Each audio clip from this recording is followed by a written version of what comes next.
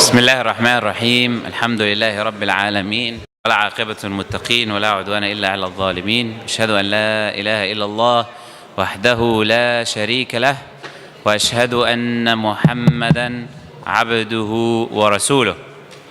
Let's settle down inshallah so we can continue and commence with whatever is left because we are in short of time as well. So which number did we stop at? Number 7. What was it, inshallah? What was the thing that we said? Yes, we affirm the text of the Qur'an and Hadith upon its apparent meaning. We do not deviate from the apparent meaning into another meaning except with evidences from the Qur'an and from the Sunnah. Okay? Now the next one, which is number 8, that we stick to al-alfadh al-shar'iyya. We stick to the terms, the terminology that are in the Sharia, and we avoid any terminologies which have correct meaning and false meaning. So there are terms, there are certain words, certain terms, certain phrases that people would use that actually mix between the truth and falsehood. And this is the position of the people of falsehood. That's what they do. They use terms which contain both correct meaning and incorrect meaning. Al-alfadh al-mujmala, these general terms that they use. People of the Sunnah stick to the terms of the Quran and Sunnah and the clear-cut terms that do not contain any falsehood within them.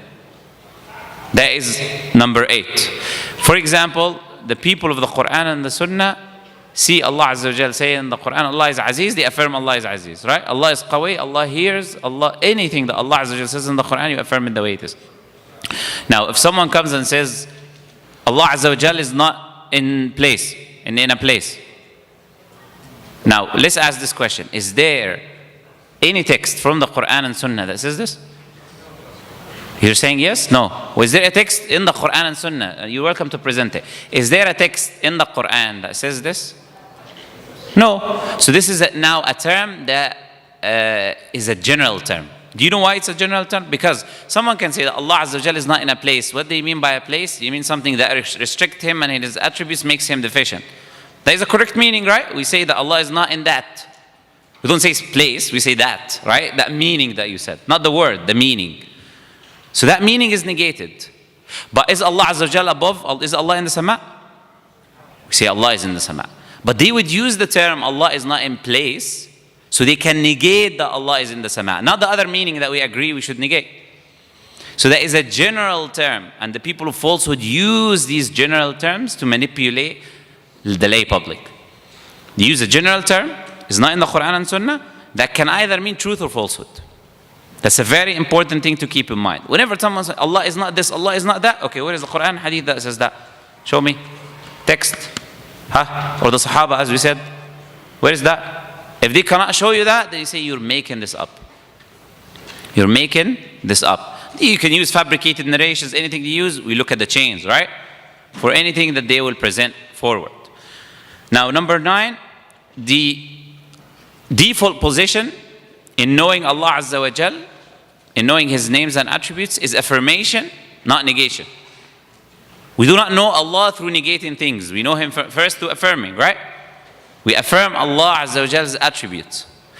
You will see the people of falsehood, they start with negation. Allah is not this, Allah is not that. Allah. If I ask you, tell me about your friend. You have a friend called whatever it is, you know, Umar. Let's say you have a friend called Umar, right? And I ask you, tell me about Umar. You say, Umar is not tall. Umar is not handsome.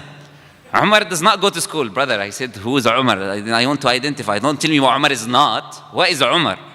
So the people of misguidance, this is what they do. They affirm Allah's attributes by negation. And which is why they have many attributes which are not in the Quran or Hadith. For example, they say Allah Azza wa Jal is mukhalifun lil hawadith. Does anyone know here why is this mukhalifun lil hawadith? Where it came from? Someone's pocket. It's not in the Quran, not in the Hadith. They just affirm Allah's attributes with negation. If you open their books, they start with negation, not affirmation. We affirm for Allah Azza wa Jal first. We say nuthbitu lillahi, right? Affirmation first. Affirm to Allah Azza wa Jal what He affirmed to Himself. We affirm to Him what He affirmed to Himself. We don't just do negation and leave affirmation. We do both. We affirm for Allah what He affirmed for Himself, and we negate the opposite of these attributes, the deficiencies that He negated from Himself. Is that clear?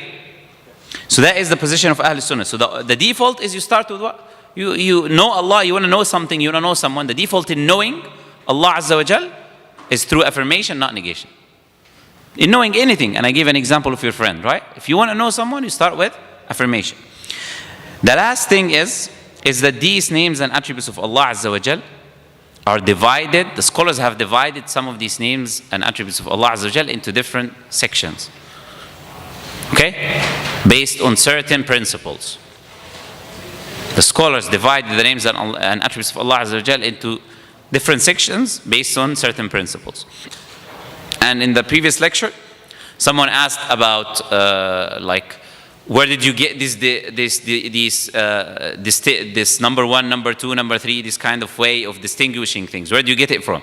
And we explained to them that the ulama do this through istiqra, meaning they look at the Quran and Sunnah, and they try to make things easy for you by giving you principles, number one, number two, number three. But is the meaning in these principles correct or not? Is it based on the Quran and Sunnah is what you should ask. Not, why are you giving me number one, number two? Why are you making it into these types of attributes, that type of attributes? That's not how it works. What the scholars do when they need to make these distinctions is because the people of falsehood, as we said, mix the truth with the falsehood by using general terms, by mixing things together. As Allah says, وَلَا تَلْبِسُوا الْحَقَّ بِالْبَاطِلِ. Do not mix the truth with the falsehood.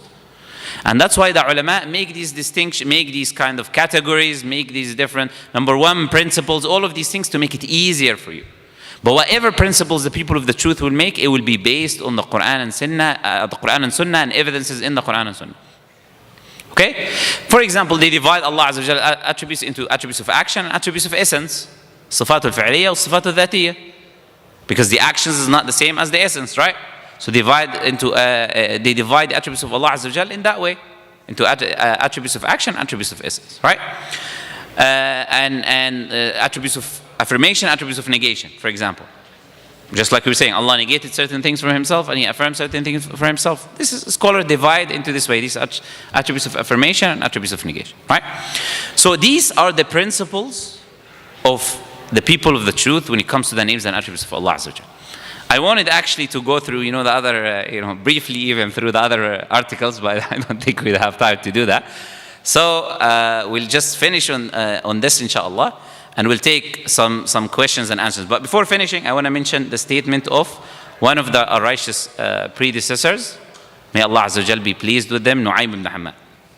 Nu'aym ibn Hamad, who died 228 AH, which is one of the righteous predecessors, one of our righteous predecessors, one of our Salaf al-Salih, who said, Man shabbaha Allah bi khalqihi faqad kafar. Whoever likens Allah in every way to His creation has committed disbelief. So now I'm just showing you the affirmation of everything we were just saying in that statement of Nu'aym ibn Hamad. Whoever likens Allah Azza wa Jal in every way to His creation, saying it is Allah's attributes is like mine, faqad kafar. وَمَنْ جَحَدَ مَا وَصَفَ اللَّهُ بِهِ نَفْسَهُ فَقَدْ كَفَرَ. And whoever negates what Allah has described Himself with, he has committed disbelief.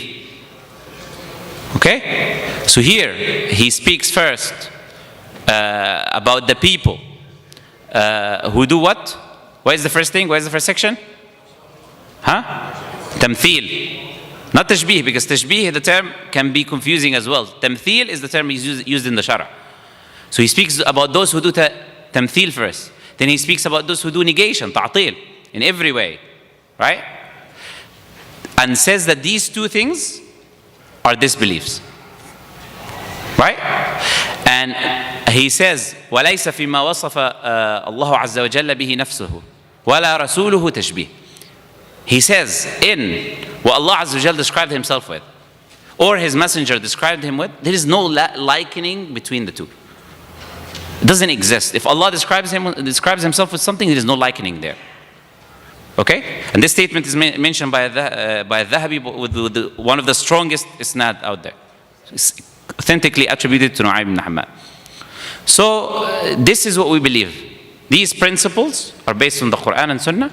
These are the principles that we apply, that we believe, that we take with ourselves to the grave. Because what is the first question you ask in the grave? Which means what? Who's your Lord?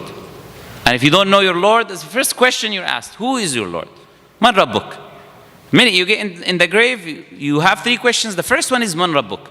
So you need to know who's your Rabb, who's your Lord. Before you're asked about what is your religion and your prophet, you're asked about your Rabb, who's your Lord.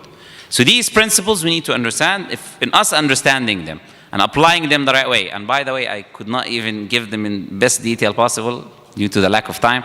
It's a lot more evidences that we can say, a lot more expounding that we can do. But this is what I want you to understand. Because due to the lack of time, I'm just giving you the torch. And you take the torch and you go and you apply it by studying and learning. Like I left now the other articles of faith. Now it's upon you, incumbent upon you, inshallah, to go and learn the details of these other things that we've not talked about. And more detail in what we talked about, which is belief in Allah. Right? This is incumbent upon you now. Because you're not going to have everyone holding your hand in everything in life. Okay? So, we will stop here. سبحانك اللهم وبحمدك أشهد أن لا إله إلا أنت أستغفرك وأتوب